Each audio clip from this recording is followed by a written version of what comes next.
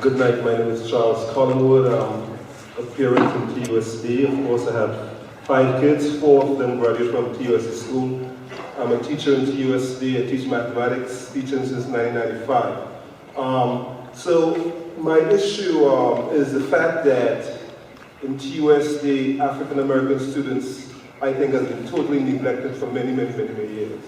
And the data will back it up. I mean, if you look at last year's AIMS scores, very interesting is that the fact that 3rd grade students, African American students, are 28 points behind white students. That's in 3rd grade. In 5th grade, they are 29 points behind.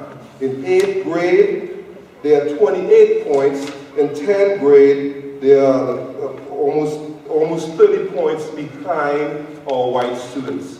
And I think I read the whole plan that you wrote, and it's a great plan, but it's just plan on paper. I think almost that TUSD, in its DNA, it does know how to address the needs of minority students, because this has been happening a very long time. This is not new.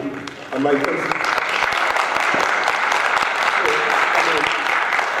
so as a teacher in the district, I'm on the front line. I see it every single day. I teach mathematics.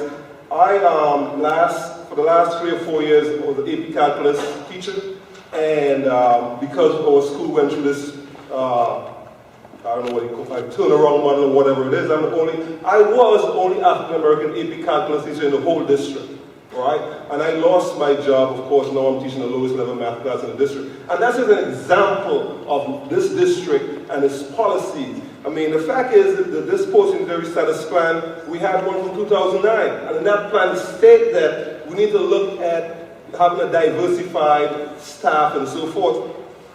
That's pretty quick. And it didn't really happen. So my concern is that while this is a great plan, I'm not seeing it attacking the real issue, is how teachers and administrators teach students that are minority.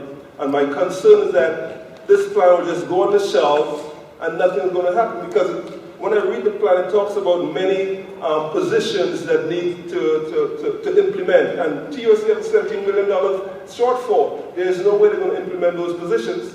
And my concern is that when I teach students, I teach them like their life depends on it, because it does. That's how I teach. And I'm not saying that I don't think the district really have the best interests of minority students at hand. And you can just look at the data. The data clearly speaks to that this district, you know, and my experience, and the fact that, one more thing real quick, is that, can you imagine UHS, one of the top schools in the whole district, matter of fact, the nation.